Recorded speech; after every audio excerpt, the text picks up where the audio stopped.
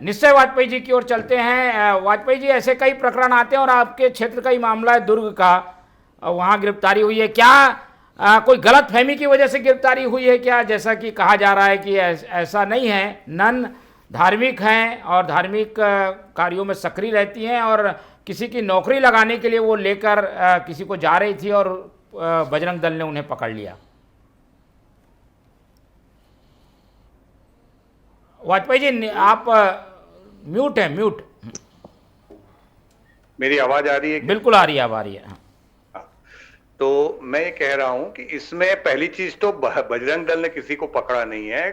कार्यकर्ताओं ने वहां देखा, कुछ संदेहास्पद स्थिति हुई, इसकी सूचना वहां पे प्रशासन को दी गई कि मानव तस्करी का एक अंदेशा है और बच्चियों के चेहरे मुरझाए हुए हैं।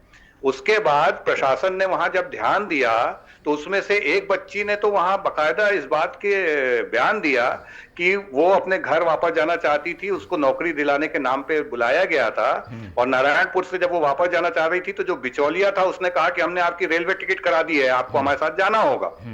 और एक बात और है, छत्तीसगढ़ में कानून ये है, क्योंकि यहाँ पे ह्यूमन ट्रैफिकिंग की बहुत समस्या, बहुत शिकायतें और बहुत सी ऐसी घटनाएं थी, तो एक एक्ट है बकायदा यहाँ पर, private placement agencies regulation act, जो बोलता है कि हर व्यक्ति नौकरी देने के लिए, एक हम छत्तीसगढ़ से बाहर नहीं ले जा सकता महिलाओं को, उसको यहाँ पे पंजीकृत होना पड़ेगा और उसको प्रक्रिया का पालन करते हुए, ताकि उन बच्चियों की, उन माताओं बहनों की, बेटियों की सुरक्षा सुनिश्चित की जा सके।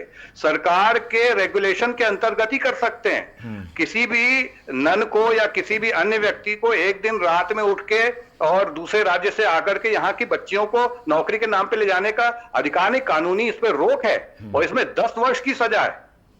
इसके साथ साथ जो मानव तस्करी का विषय पूरे देश भर में चल रहा है और जिसके तहत ये केस दर्ज हुआ है, तो ये तो एक ऐसी बात है, मैं आपको बताऊं कि एक और बच्ची का उसमें बयान आया जिसने बोला 5 साल पहले मैंने मतांतरण कर लिया, चर्च में अच्छा खाने को पहनने को मिलता मुफ्त में, निःशुल्क।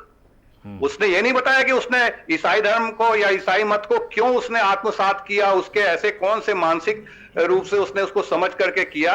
उसने जो बातें बोली वो तो रिकॉर्डेड हैं। और इस तरीके से अगर कोई ऐसा संगठन काम कर रहा है कि यहां आकर के कुछ उनको सुविधाएं दे करके फिर 2-4-5 साल उनसे प्रार्थना करा के उनके बूढ़ा देव को बाहर हटा करके जनजाति समाज के उनको बोले कि आप अपने घर से देवी देवताओं को निकाल दीजिए और उसके बाद उनकी मानव तस्करी करने लग जाए, और उनको आप इतना बेचारा बना रहे हैं उन नन को जो आगरा से यहां उनको लेने आई थी, बच्चियों को अनधिकृत रूप से। केरल से जो प्रतिक्रिया आई है उसमें ये कहा जा रहा है कि ये नन तो लगातार धार्मिक कार्यों के चलते यात्राएं करती हैं, इसमें धर्मांतरण कहां से आ गया?